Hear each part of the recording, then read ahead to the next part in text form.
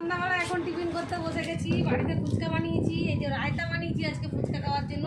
আর দেখো চাটনি বানিয়েছি, আর এই যে সেও ভাজা, এই যে টক জল, এই যে আলু সেদ্ধ, পুরো ফুচকার দোকান নিয়ে আজকে বসে গেছি আমরা ফুচকা খেতে।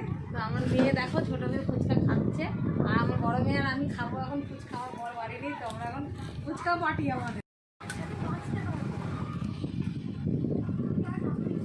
আগে একটা টক জল দিয়ে ট্রাই করি,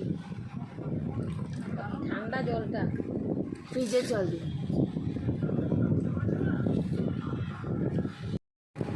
এবার একটা রায়তা দিয়ে ট্রাই করবো। রায়তা দিয়ে দেখো, রায়তা বানিয়েছিলাম, সে রায়তা দিয়ে খাবো।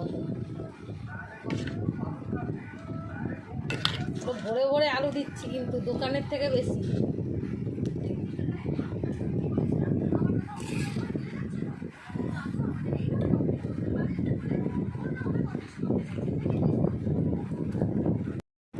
এবার চাটনি,